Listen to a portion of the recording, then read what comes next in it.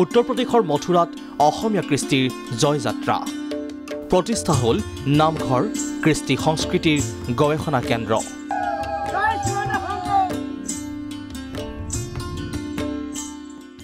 অসমীয়া পুৰাতন কৃষ্টি সংস্কৃতিৰে জীপাল হোৱাৰ পথত উত্তৰ প্ৰদেশৰ ইতিহাস প্ৰসিদ্ধ মথুৰা আৰু বৃন্দাবন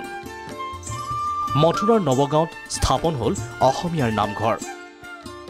নৱগাঁৱত 2.5 বিঘা ভূমিৰে নামঘৰৰ চৌহদ এই চৌহদত নামঘৰৰ উপৰিও থাকিব গৱেষণা কেন্দ্ৰ অতিথি গৃহ আৰু সংগ্ৰহালয় বৰ্তমান পূৰ্ণ গতিত অব্যাহত প্ৰকল্পটোৰ নিৰ্মাণ কাৰ্য ব্যক্তিগত আৰু 2-1 শুভাকাংক্ষীৰ অনুদানেৰে এই প্ৰকল্প ৰূপায়ণৰ বাবে কাম অব্যাহত ৰাখিছে শংকৰদেৱ মাধৱদেৱ গৱেষণা বিকাশ কেন্দ্ৰই 2021 চনত 14 জন অসম সন্তানৰ প্ৰচেষ্টাত গঠন ট্ৰাষ্টটো এই গৱেষণা ট্ৰাষ্টটোৰ মূল লক্ষ্য আৰু উদ্দেশ্য হ'ল অসমৰ কৃষ্টি সংস্কৃতি বহিৰাজ্যত প্ৰতিষ্ঠা কৰা 2022 চনত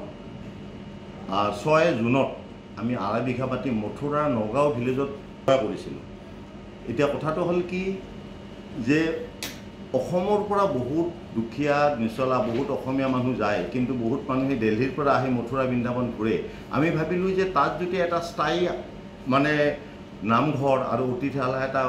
নিৰ্মাণ কৰিব পাৰোঁ তেতিয়াহ'লে বহুত মানুহৰ উপকাৰ হয় ট্ৰাষ্টটোৱে নিৰ্মাণ অব্যাহত ৰখা মথুৰাৰ প্ৰকল্প চৌহদত উদযাপন কৰিলে মথুৰা বৃন্দাবন মহোৎসৱ 15 অক্টোবৰত উদযাপন কৰিছিল এই মহোৎসৱ পূৰ্ণ সহযোগিতা আগবঢ়াই অসমীয়া কৃষ্টি সংস্কৃতি শিকাৰ বাবে আগ্ৰহ প্ৰকাশ কৰে মথুৰাৰ স্থানীয় ৰাইজেও ব্যক্তিগত দান দক্ষিণাৰে বা বৰঙণিৰে এই কাম আমি আগবাঢ়িছোঁ আৰু সৰ্বমুঠ ইয়াৰ যি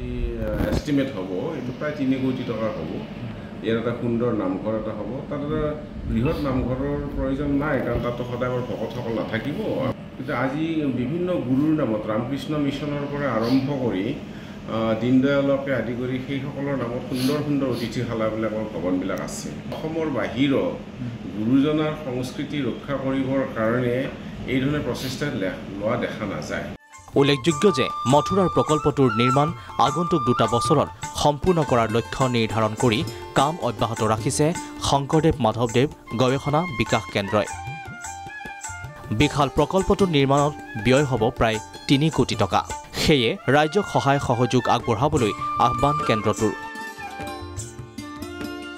প্ৰায় 30% কাম সম্পূৰ্ণ হোৱা এই বিশেষ প্ৰকল্পটোৰ নিৰ্মাণ সম্পূৰ্ণ হ'লে কেন্দ্ৰটোৱে অসমীয়া কৃষ্টি সংস্কৃতিৰ প্ৰচাৰ আৰু প্ৰসাৰত নিশ্চয়কৈ গ্ৰহণ কৰিব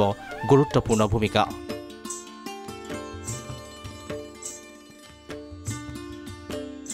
ব্যুৰ' ৰিপৰ্ট প্ৰাগ নিউজ